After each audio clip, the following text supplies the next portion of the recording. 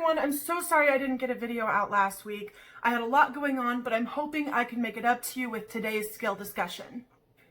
If you're new here, I am currently doing a series on DBT skills that I am learning to cope with my BPD. You can check out my previous videos to learn what borderline personality disorder is and what DBT is and how it works. Before I continue, I just want to remind you that I am not a therapist. I've been in DBT therapy for almost a year for my BPD, and I want to share my experiences and my knowledge with others. These videos are not meant to replace therapy in any way. Since reaching 1 year self-harm free, I've had a lot of people ask me how I did it. And today I'm actually going to be sharing 2 skills with you. These skills are actually in the addiction section of the DBT workbook. I struggled with self-harm for over 12 years, and it definitely became an addiction for me. But you can use these skills for any addiction that you may struggle with. The first skill is alternate rebellion, which is meant to help satiate the urge to act out by offering alternatives that aren't harmful to ourselves or others. It allows us to behave in ways we perceive as rebellious while maintaining our self-respect and protecting our relationships. This is why some people get the urge to cut and dye their hair or get tattoo therapy or a new piercing when something upsetting happens in their life. That's not to say all of those decisions are always made because someone is upset. My tattoo was to celebrate.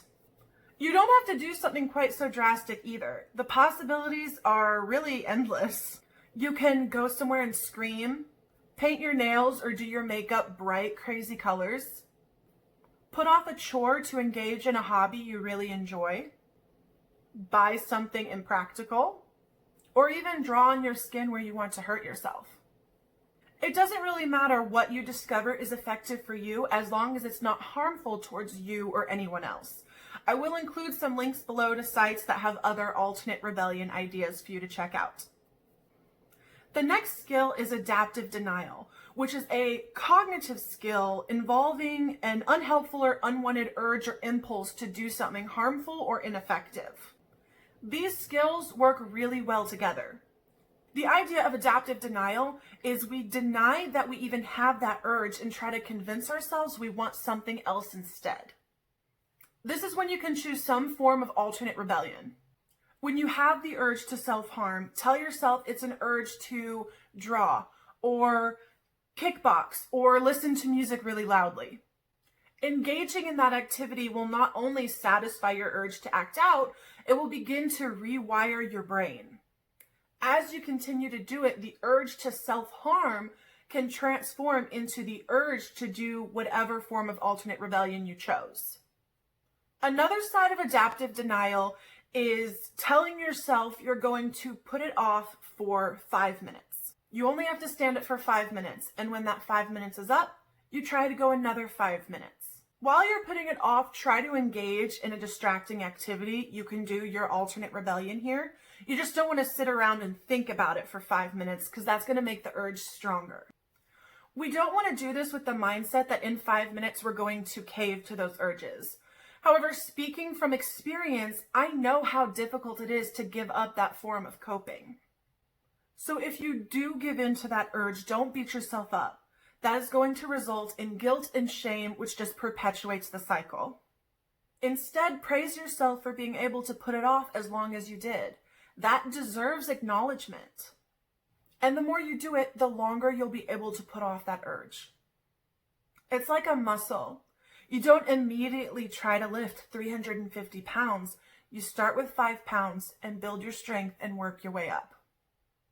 Like I said, these skills are targeted towards addiction, so you may not struggle with self-harm, but maybe you struggle with drinking or smoking or an eating disorder, and you'll find that these will help. Just remember that these skills are in no way meant to replace therapy or any treatment. Thank you so much for watching this video. Like last time, I will link my Instagram below. You can feel free to send me a message. Comment if you have any questions or suggestions, if there's anything you want to know about specifically. I will also include a link to a website that will help you find a therapist in your area, as well as a link to the DBT workbook by Marsha M. Linehan, who actually developed DBT. I can't wait to see you all next week. Bye.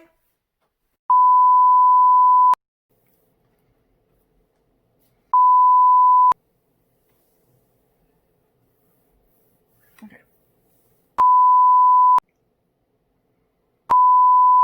Okay.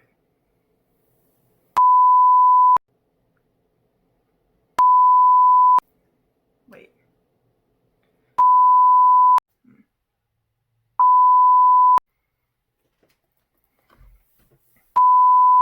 I can't wait to see you next.